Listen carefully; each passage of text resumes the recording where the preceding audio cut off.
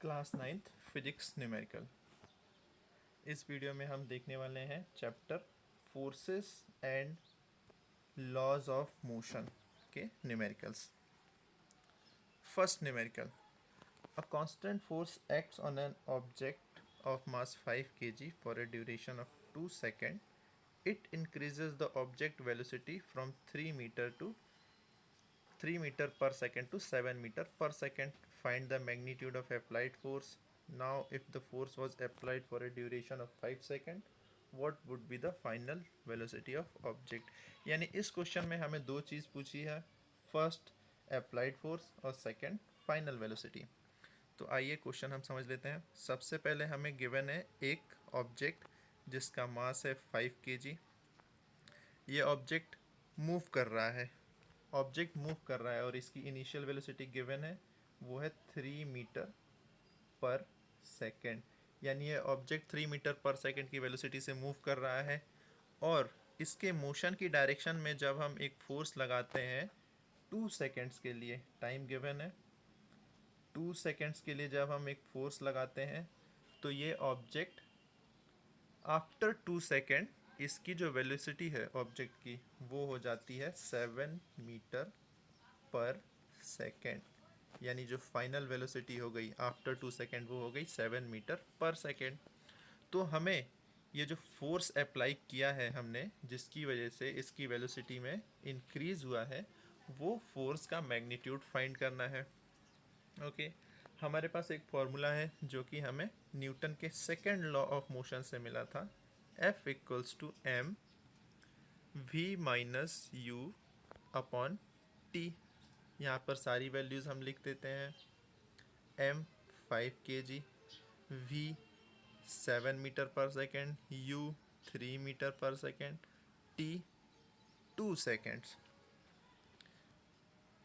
जब हम इसको सॉल्व करेंगे तो क्या होगा, ये F equals to 5 into 4 upon 2, और ये हो जाएगा 10 न्यूटन। यानी हम उस ऑब्जेक्ट पर 5 kg मास के ऑब्जेक्ट पर 10 न्यूटन का फोर्स 2 सेकंड तक लगाते हैं तो उसकी वेलोसिटी 3 मीटर पर सेकंड से 7 मीटर पर सेकंड हो जाएगी। तो ये हमारा फर्स्ट आंसर है जो हमें पूछा था, फोर्स। सेकंड चीज़ हमसे पूछी है कि अगर हम सेम फोर्स यानी 10 न्यूटन का फोर्स 5 सेकंड तक उस ऑब्जेक्ट पर लगाएं तो उस ऑब्जेक्ट की फाइनल वेलोसिटी क्या होगी। ओके, फिर से हम वही फार्मूला यूज़ करेंगे, F equals to M V minus U upon T. यहाँ पर F 10, M 5 kg, V हमें फाइंड करना है, U 3, और टाइम है 5 सेकेंड। 5 से 5 कैंसिल, 10 इक्वल्स टू V माइनस 3 और V इक्वल्स टू 13 मीटर पर सेकेंड। यानी अगर हम सेम मैग्नीट्यूड का फोर्स, यानी हम 10 न्यूटन का फोर्स अगर हम 5 सेकेंड तक लगाते हैं तो ऑब्जेक्ट की जो फाइनल वेलोसिटी होगी वो 13 मीटर पर सेकेंड हो जाएगी। तो यहाँ पर हमने दोनों चीज़ फाइंड कर ली, फोर्स आया हमारा 10 न्यूटन और फाइनल वेलोसिटी आई 13 मीटर पर सेकेंड।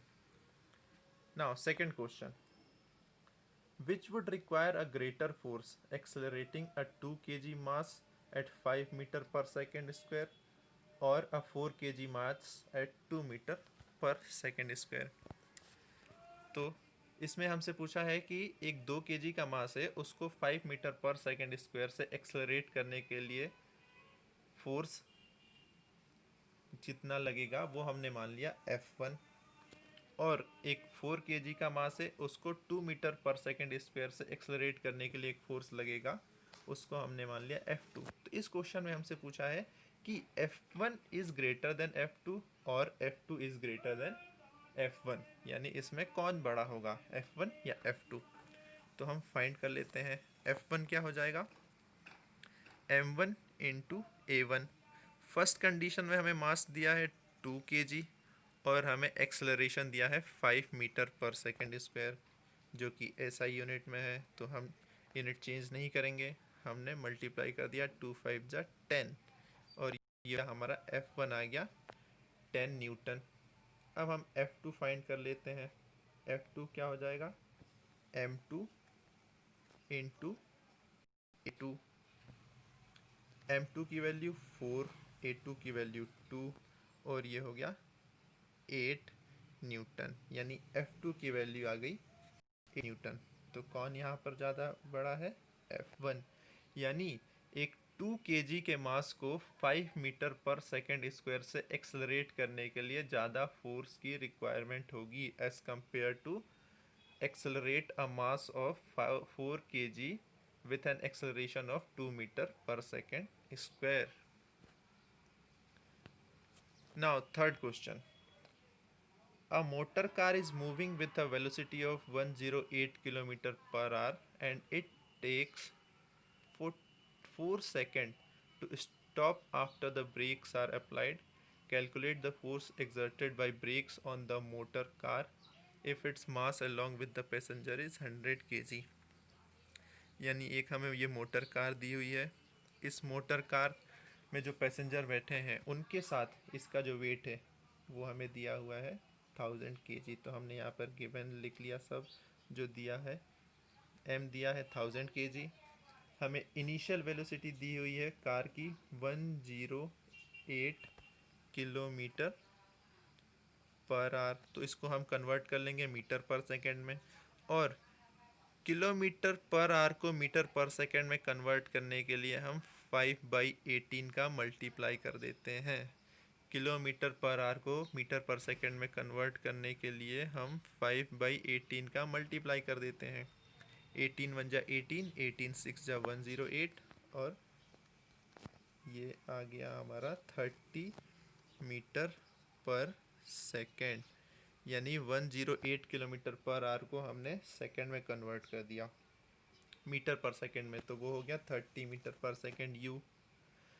जब हम उस ऑब्जेक्ट पर ब्रेक अप्लाई कर रहे हैं तो आफ्टर 4 सेकेंड वो ऑब्जेक्ट रुक जा रहा है, यानी ऑब्जेक्ट हमारा रुक गया। तो ऑब्जेक्ट जब जो कार है वो रुक गई, यानी फाइनल वेलोसिटी हो गई 0।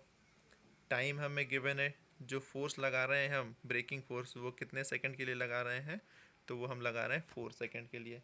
हमें ये सारी चीज़ें गिवन है, फाइनल वेलोसिटी दी है, टाइम दिया है, हमें इनिशियल वेलोसिटी दिया है और मास दिया है, और हमसे पूछा है फोर्स कितना होगा। तो अगेन हम सेम फॉर्मूला यूज़ करेंगे, F equals to M V माइनस U अपॉन T। यहाँ पर m है 1000 kg, final velocity 0, initial velocity 30 और टाइम हमारा गिवन है 4 सेकेंड। 4 1 जा 4 और 250 इंटू -30, 250 इंटू -30 -7500 न्यूटन, -7500 न्यूटन, यानी इतने फोर्स की रिक्वायरमेंट होगी -7500 न्यूटन।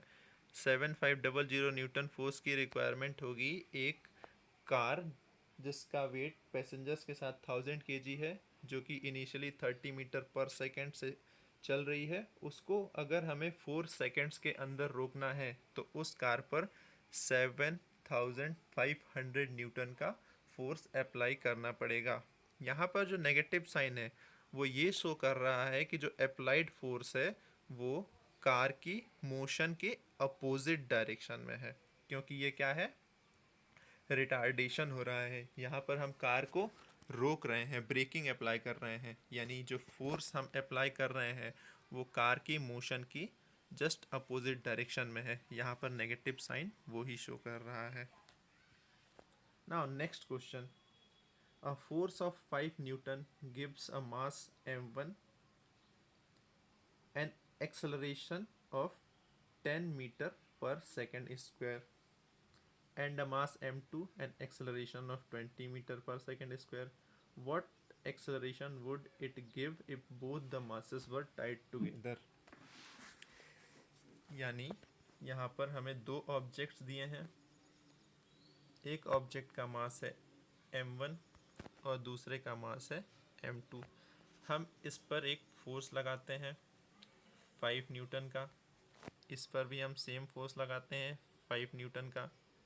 तो ये m1 जो ऑब्जेक्ट है इसमें एक एक्सेलरेशन जनरेट होता है a1 10 मीटर पर सेकेंड स्क्वायर का, और इस m2 ऑब्जेक्ट में एक्सेलरेशन जनरेट होता है a2 20 मीटर पर सेकेंड स्क्वायर का। तो हमसे बोला है कि अगर हम इन दोनों मास को m1 और m2 को कंबाइन कर दें और फिर उस पर सेम मैग्नीट्यूड यानी 5 न्यूटन का फोर्स लगाएं, तो ये कंबाइंड वेट कितने एक्सेलरेशन से मूव करेगा। तो सबसे पहले हमको m1 और m2 की वैल्यू फाइंड करना पड़ेगी, तो हम फाइंड कर लेंगे। हमारे पास एक इक्वेशन है F इक्वल्स टू m है, तो यहाँ से m equals to F upon a। तो हम सबसे पहले फाइंड कर लेते हैं m1, हम फाइंड कर लेते हैं m1। m1 हो जाएगा f1 upon a1, m1 equals to f1। अब f जो फोर्स है वो दोनों कंडीशन में सेम है, तो हम सेम लिख देते हैं 5 न्यूटन। और जो एक्सेलरेशन है, फर्स्ट m1 मास में एक्सेलरेशन कितना जनरेट हो रहा है 10 मीटर पर सेकेंड स्क्वायर, यानी जो m1 है वो आ गया 0.5 kg। m1 का मास आ गया। अब हम m2 फाइंड कर लेंगे। m2 हो जाएगा f2 अपॉन a2। अब f यहाँ पर सेम है 5 न्यूटन, a है 20 मीटर पर सेकेंड स्क्वायर। जब हम इसे सॉल्व करेंगे तो आ जाएगा m2 का मास 0.25 kg, यानी हमने m1 और m2 फाइंड कर लिया।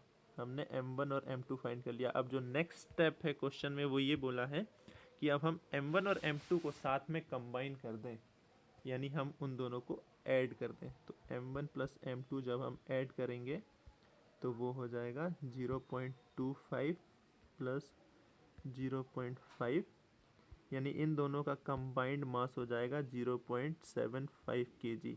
अब इस ऑब्जेक्ट जिसका मास 0.575 kg है, उस ऑब्जेक्ट पर अगर हम 5 न्यूटन का फोर्स लगाएं तो उसमें कितना एक्सेलरेशन जनरेट होगा।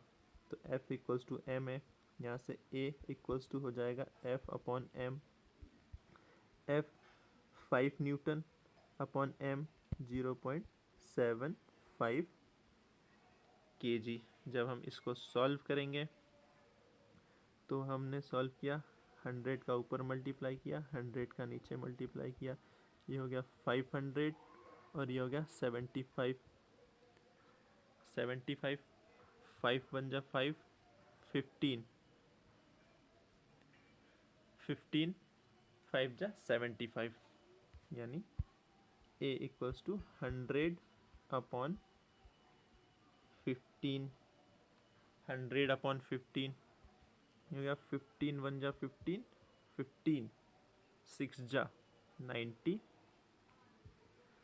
एंड 10 आया, फिर 15 6 जा 90, यानी ये आ गया एक्सेलरेशन 6.67 मीटर पर second square.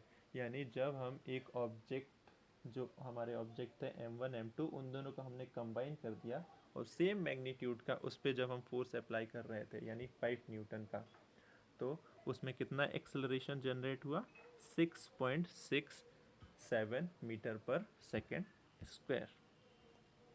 Now next question, a bullet of mass 20 gram is horizontally fired with a velocity 150 meter per second from a pistol of mass 2 kg. What is the recoil velocity of pistol? Recoil velocity तो हमने पढ़ा था conservation of momentum. Conservation of momentum यानी जब इस bullet से हम एक जब इस गन से एक हम बुलेट फायर करते हैं तो क्या होता है, बुलेट आगे की ओर जाती है, यानी पिस्टल ने बुलेट पर एक फोर्स लगाया जिसकी वजह से बुलेट आगे की ओर मूव कर रही है। लेकिन हमने न्यूटन का थर्ड लॉ भी पढ़ा था कि every action has equal and opposite reaction, तो बुलेट भी इस गन पर एक फोर्स लगाएगी जिसकी वजह से गन पीछे की ओर मूव करेगी। और जिस वेलोसिटी से ये गन पीछे की ओर मूव करेगी उसी को हम बोलते हैं रिकॉल वेलोसिटी। Recall velocity. तो इस क्वेश्चन को करने के लिए हमें क्या करना पड़ेगा, कंजर्वेशन ऑफ मोमेंटम का कॉन्सेप्ट लगाना पड़ेगा। और कंजर्वेशन ऑफ मोमेंटम क्या बोलता है कि मोमेंटम ऑफ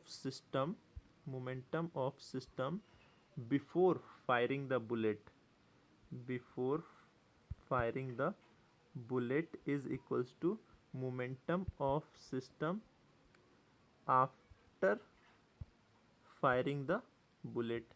यानी उस सिस्टम का जो मोमेंटम है बुलेट फायर करने से पहले वो किसके इक्वल हो जाएगा, बुलेट फायर करने के बाद सिस्टम का जो मोमेंटम होगा उसके इक्वल हो जाएगा। ठीक है, यानी हम मोमेंटम फाइंड कर लेते हैं बिफोर फायरिंग। मोमेंटम क्या होता है, मास इनटू वेलोसिटी।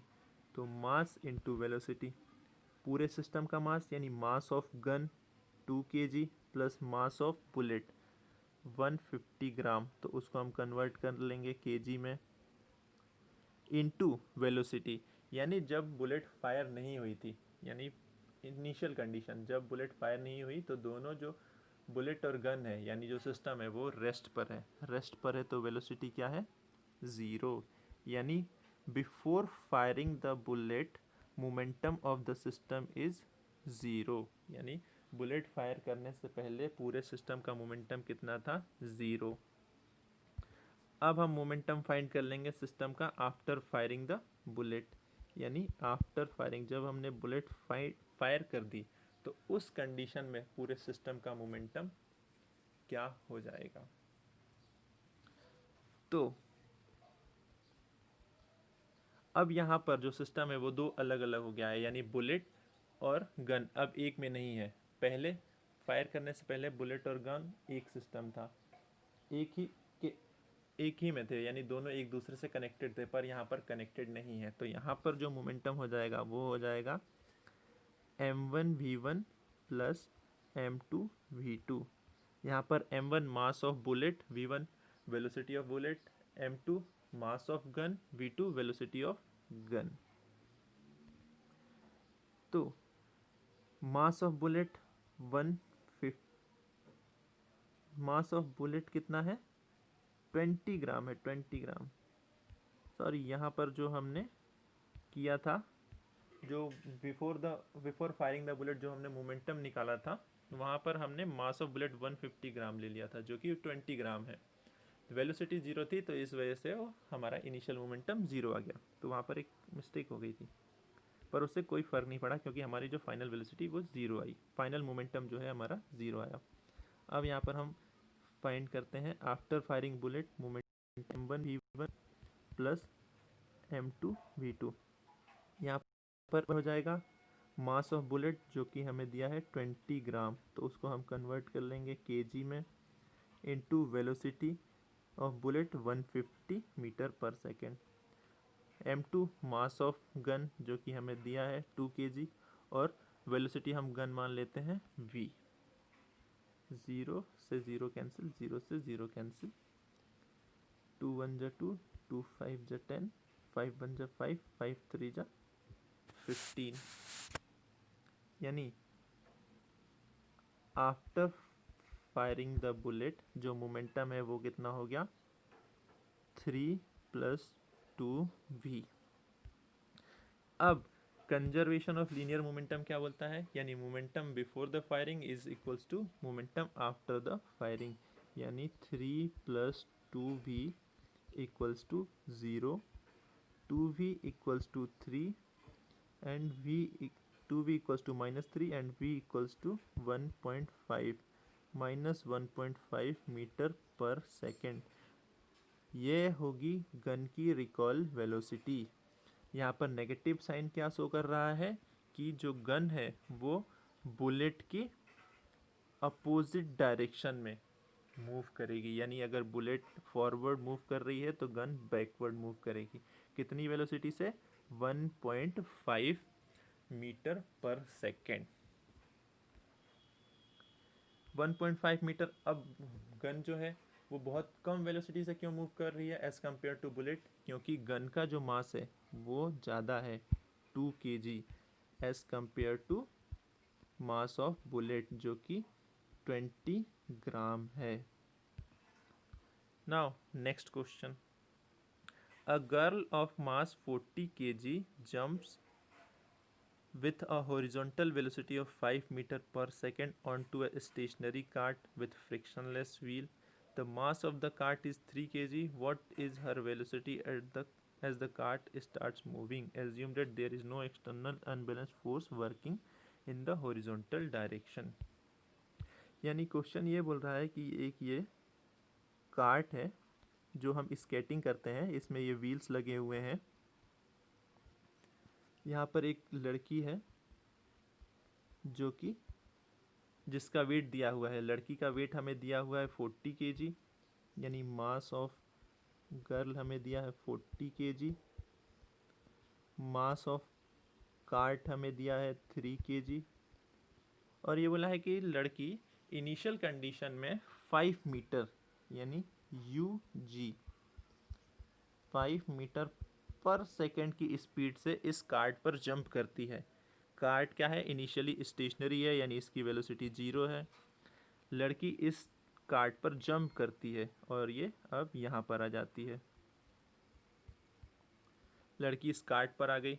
तो अब हमसे क्वेश्चन में ये पूछा है कि जब लड़की इस कार्ट पर आ जाएगी तो उस कंडीशन में कार्ट कितनी वेलोसिटी से मूव करेगा। तो यहाँ पर फिर हमारा वही कॉन्सेप्ट लगेगा, conservation of linear momentum. Okay, देख लेते हैं हम कंजर्वेशन ऑफ लीनियर मोमेंटम। यानी बिफोर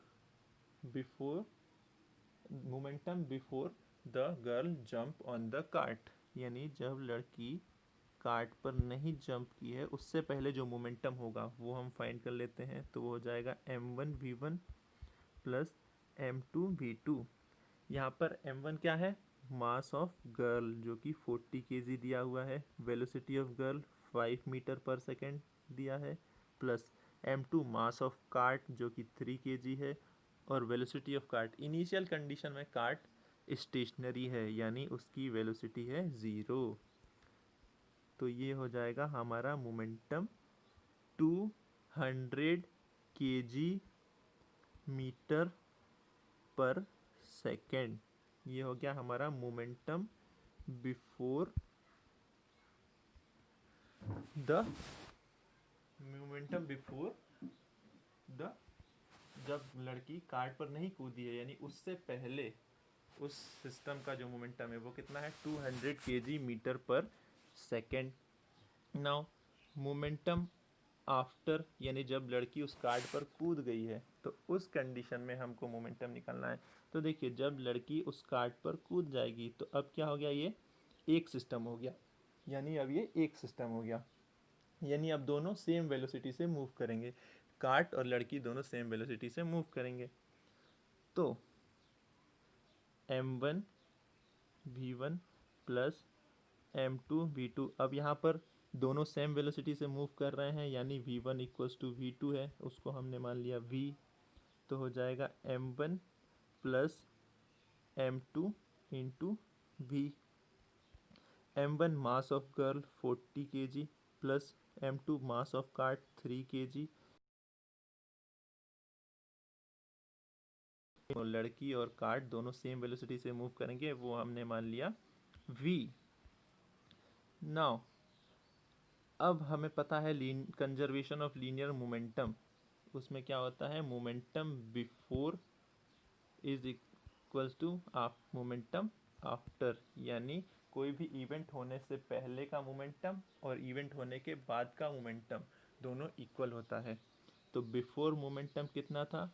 200 kg मीटर पर सेकेंड, और आफ्टर मोमेंटम कितना हो गया? 43 v।